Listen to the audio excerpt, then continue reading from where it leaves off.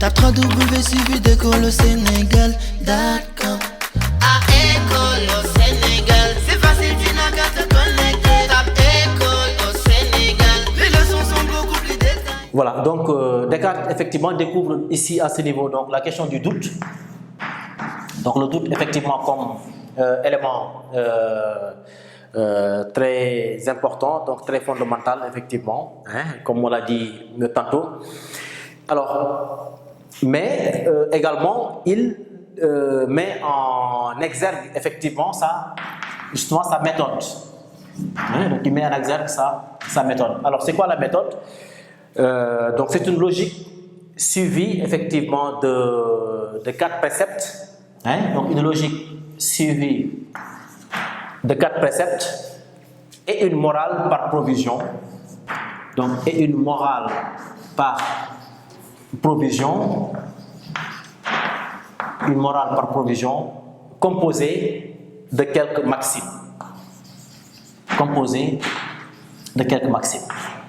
D'accord? Donc ici on voit que justement il y a les préceptes et il y a les maximes, mais il y a également ce qu'on appelle la morale par provision. Hein, donc on a vu effectivement comment Descartes est passé dans sa démarche. Hein, donc le monde du livre, le livre du monde, l'essence, d'accord, jusqu'à arriver au doute.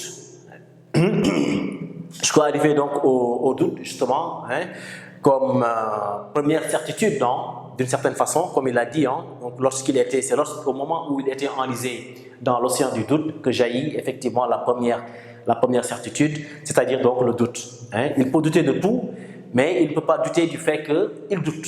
Hein. Donc le cogito ergo sum, je pense, donc je suis.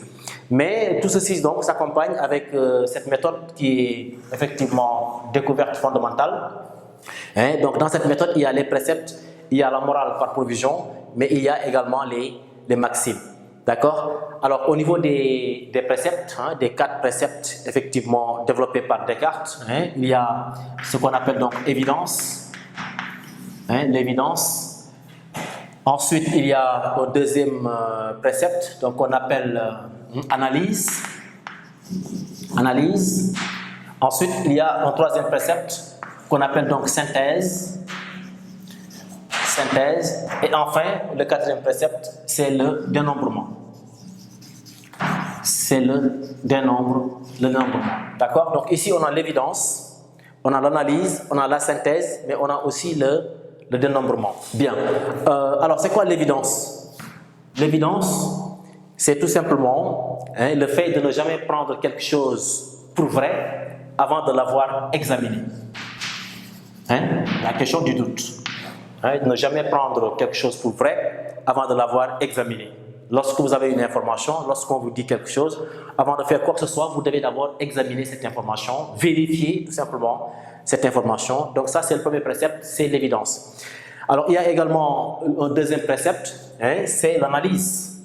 Donc ici, on a l'évidence. Deuxièmement, on a l'analyse. L'analyse, c'est tout simplement le fait de classer, hein, ou de distinguer les difficultés, hein, dans toute chose. D'accord?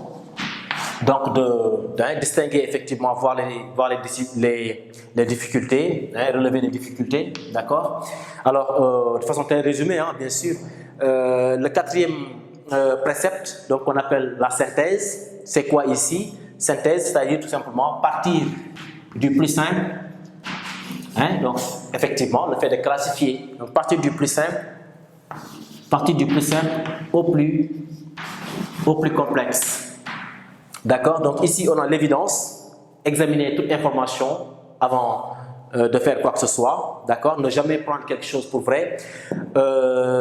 Au deuxième précepte, donc on a l'analyse, hein, c'est-à-dire le fait de distinguer, de voir les difficultés effectivement qu'il y a. La synthèse, donc partir toujours du plus simple au plus complexe. Et enfin, on a ce qu'on appelle donc le dénombrement, c'est-à-dire tout simplement vérifier, hein, vérifier tout. Vérifier effectivement les choses en détail justement pour savoir si on a omis quelque chose ou pas. D'accord? Donc tout vérifier, hein, pour ne omettre, hein, rien du tout.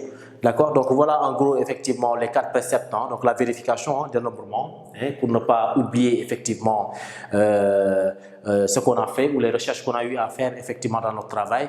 D'accord, hein, donc ces 4 préceptes sont essentiels effectivement pour Descartes dans toute démarche effectivement, dans toute recherche effectivement, que ce soit en philosophie, mais aussi de façon générale dans la vie courante. Alors, on en parlait aussi tout à l'heure, ce qu'on appelle ici la morale par provision. Alors, morale par provision, cela veut dire tout simplement prendre quelque chose en attendant. Donc, c'est la morale en attendant. Hein? D'accord? En attendant. On m'a dit quelque chose, je n'ai pas d'information claire, je n'ai pas d'explication. Peut-être je n'ai pas de certitude hein, par rapport à ce qu'on me dit, donc je le prends par provision, effectivement, en attendant de découvrir effectivement la vérité. Alors il y a effectivement, donc cette morale par provision est composée également de maximes, hein, donc de quelques maximes. Donc cette morale par provision, hein, donc morale par provision, cette morale par provision est composée de quelques maximes, hein, donc quelques maximes. Alors quand on parle de maximes également, hein, on pense au principe. Donc c'est une morale par provision composée effectivement de quelques maximes. Alors on peut citer effectivement ces maximes. Il y a d'abord première maxime, hein, donc première maxime, on peut dire la règle de conformisme. Donc la règle de conformisme ou tout simplement coutume. Deuxième maxime, ici on peut dire la résolution. Troisième maxime, alors coutume, donc résolution. Troisième maxime, on peut dire maîtrise de soi. Maîtrise de soi. On peut résumer ça aussi ainsi. Alors, donc, coutume, cela veut dire tout simplement le conformisme. Hein, donc, c'est le fait effectivement de s'adapter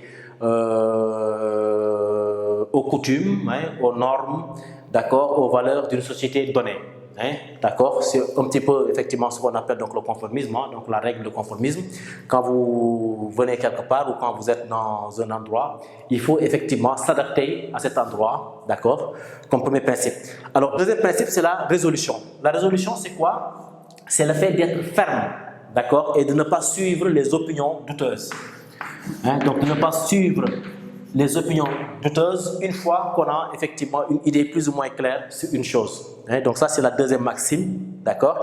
Une fois qu'on est sûr que justement ce qu'on a dit ou notre opinion est claire, d'accord, d'y être ferme justement, hein, et de ne pas suivre effectivement, comme j'ai dit tantôt, les opinions douteuses. Et enfin, on a donc la troisième maxime, hein, c'est la maîtrise de soi. Alors ici, on peut résumer ça comme le fait de combattre ou de lutter effectivement contre ses passions. Hein, le fait de combattre et de lutter contre ses passions. Hein, et effectivement, ne pas essayer de changer effectivement le monde. Hein, donc ne pas essayer de révolutionner le monde, donc de changer le monde, mais plutôt de se changer soi-même, d'accord, à travers effectivement la lutte contre soi, la guerre contre soi. Donc, lutter effectivement contre ses passions. Donc voilà de façon très résumée ce qu'on vous pouvez voir, ou ce qu'on devait voir par rapport donc, au deuxième point. Réflexion, philosophie et réflexion. Malheureusement, on n'a pas eu effectivement, on peut résumer, bien sûr, mais toujours est-il qu'effectivement, chaque point est assez complexe, on pouvait effectivement développer ça de façon beaucoup plus ample. Mais voilà en résumé, la présentation effectivement qu'on a voulu faire, d'accord, par rapport à la définition donc, de la philosophie, mais aussi par rapport à la réflexion philosophique de façon globale. Donc voilà, je vous remercie et vous dis tout simplement à très bientôt.